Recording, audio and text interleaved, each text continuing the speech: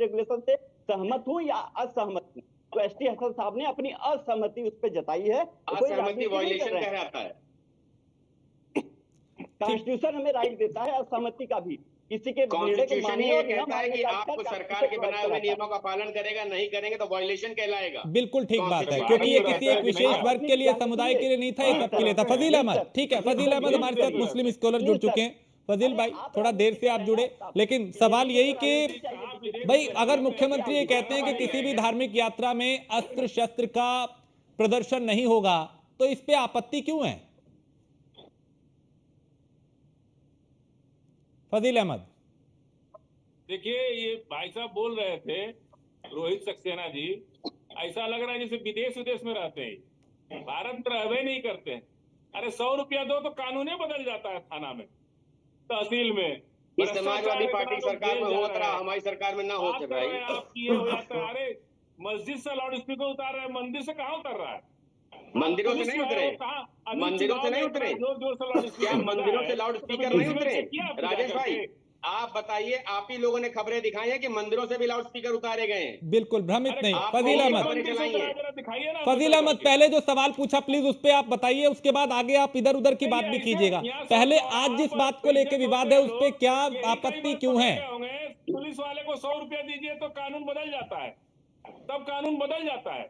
और ऐसे जैसा बता रहे हैं, जैसा पुलिस सरकार रखेगी वैसा होगा। आपकी सरकार ने देखिए ना, जिन माफियाओं के आगे पहले पुलिस सलूट करती थी, अब उनको एनकाउंटर में ढेर कर रही है भाई। जैसा सरकार कराएगी वैसे ही ना पुलिस करेगी। अब माफियाओं को एनकाउंटर का आदेश है तो वैसा कर रही है, जैसा पहले की सरकारों ने रखा उनको उन्होंने वैसे किया। फजील अहमद, आपत्ति क्यों है? मेरा सीधा सवाल ये, एक मिनट रोक सकते ना, सीधा सवाल ये है कि धार्मिक यात्राओं में अस्त्र शस्त्र के यानी हथियारों के प्रदर्शन पे अगर रोक लगाई जा रही है, पाबंदी लगाई जा रही है, तो उस पर आपत्ति क्यों है? मुझे ऐसा लगा कि आप मुस्लिम स्कॉलर के रूप में जुड़े हैं तो आप शरीयत की सही बातें करेंगे कि हाँ शरीयत में ये चीजें वैसे ही हराम है। करते हैं हम, संविधान से को फॉलो करते हैं हम, बात शरीयत में क्या ये चीजें अलाउड है? तो उन लोग का भी संविधान। फजील अहमद, क्या संविधान इसकी इजाजत दे रहा है क्या आप हथियार लहराएं? अभी कांवड़ यात्रा निकलने वाली है, फजील अहमद चेक कीजिएगा कितना डेसिबल बज रहा है। फजील अहमद, अभी सवाल जो मेरा ये है कि भाई आप आपत्ति क्यों है? अगर धार्मिक यात्रा, ऐसा तो है नहीं सिर्फ के किसी मुहर्रम में या किसी विशेष समुदाय के कोई जुलूस है, यात्रा है, तो सिर्फ उसमें किसी भी धार्मिक यात्रा में हथियारों के प्रदर्शन पे पाबंदी है, तो आपको आपत्ति क्यों है इस पे? अरे अभी रामनवमी का जुलूस निकला था ना, उसमें क्या हुआ था?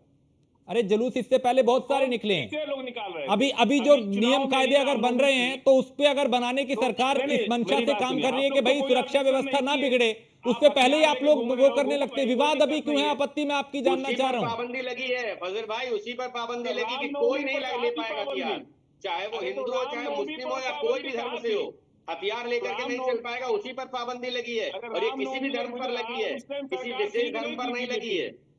अरे रामनवमी में सरकार थी कि नहीं बीजेपी की? तो कानून अभी बना रहे हैं ना, आप देख रहे हैं तो उसको सहमत देना चाहिए। हाँ भाई ठीक है, आपके हिसाब से रामनवमी में गलत हुआ तो कानून बनना तो ठीक है, तो कानून बनना तो अच्छी बात है, फिर तो स्वीकार करिए। अगर आपको रामनवमी के जुलूस से दिक्कत हुई, उसमें हथियार लोग लेके आए, तो इसीलिए तो कानून बन रहा है। और किस लिए बन रहा है? कहाँ कानून बन रहा है? कानून बन गया। कानून वही, आप पहले देखिए तो उसमें क्या लिखा है। किसी भी धार्मिक शोभा यात्रा में यही लिखा गया है कि किसी भी धार्मिक शोभा यात्रा में इस्लाम का इस्तेमाल नहीं होगा। केवल मुहर्रम का कोई उसमें जिक्र नहीं है, किसी भी धार्मिक को लिखा गया है। हमको बताइए ना कब कानून पास हुआ? ये कब कानून बना? विधानसभा चली ही नहीं। अरे फजील अहमद, बात कानून की नहीं, मुख्यमंत्री के निर्देश की है, मुख्यमंत्री की उस व्यवस्था की है जो प्रदेश में वो चाहते हैं ऐसा हो। आप रामनवमी की बात कर रहे हैं, अगर वहां पे ऐसा हुआ तो इससे पहले कई और मुहर्रम में भी कई जगह से ऐसी तस्वीरें आई। लेकिन अभी सवाल ये है कि अगर उससे सबक लेते हुए आगे इस तरह के दिशा निर्देश बनाए जा रहे हैं, नियम बनाए जा रहे हैं, तो उसे मानने से क्यों परहेज हो रहा है फिर आपको? उनके लिए कोई भी कानून कभी भी ला सकती है, उसके लिए किसी सदन की आवश्यकता नहीं होती है। चेतनानंद जी, यहाँ फजील अहमद से लगा था कि शायद कुछ इस तरीके का तर्क देंगे जिससे ये लगेगा कि हाँ ये सार्थक बात है, लेकिन वो भी कहीं ना कहीं जस्टिफाई कर रहे हैं कि नहीं भाई ये तो नहीं चलेगा।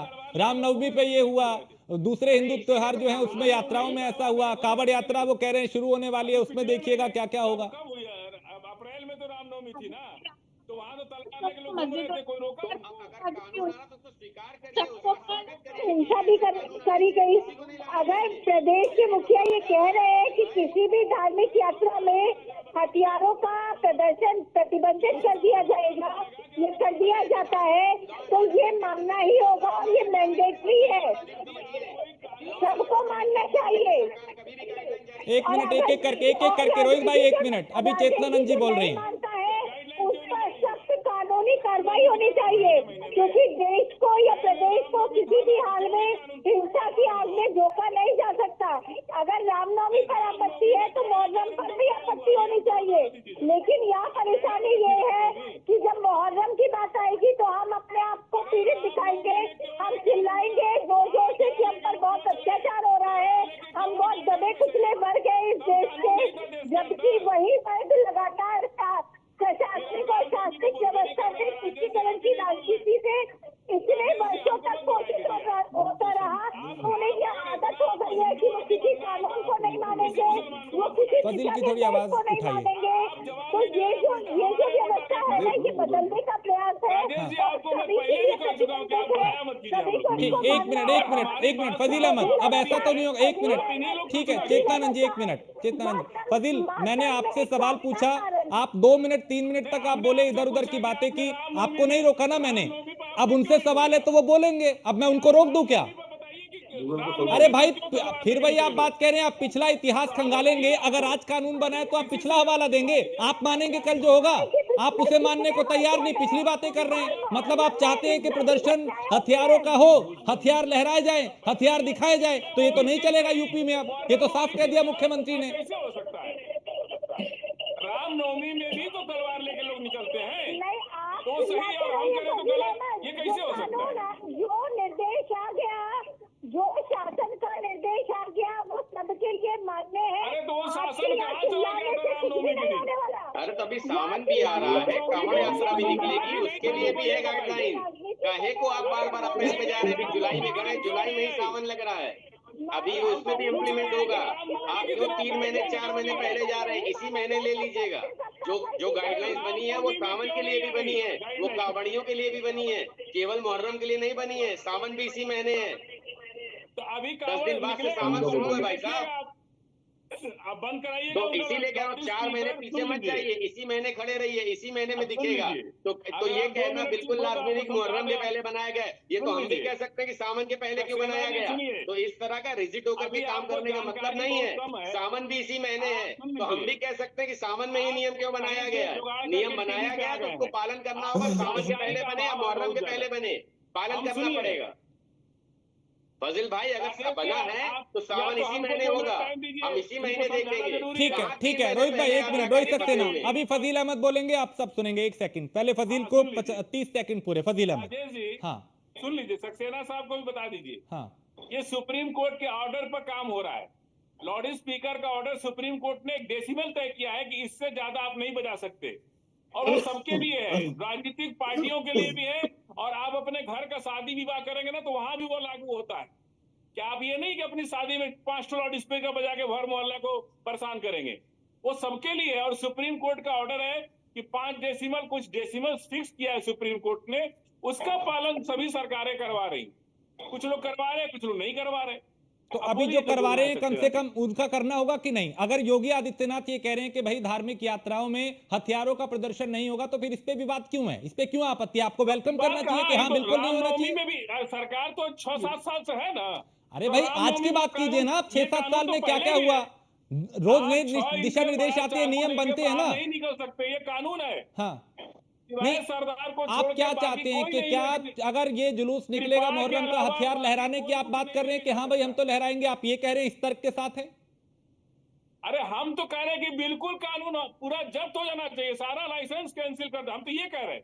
तो फिर आपत्ति क्यों है? फिर विवाद क्यों है? सरकार भी तो यही चाहती है ना कि भाई हथियारों का प्रदर्शन नहीं होगा। फिर वो चाहे कांवड़ यात्रा में त्रिशूल और तलवार ले जाने की बात हो, या फिर मुहर्रम में हथियार लहराने की, वो तो सबके लिए कह रहे हैं ना। आप उसको क्यों एक क्राइटेरिया में सेट कर रहे हैं कि नहीं केवल मुसलमानों के लिए, केवल मुहर्रम के लिए? भाई वो तो सबके लिए कह रहे हैं, आप रामनवमी की बात करने लगते।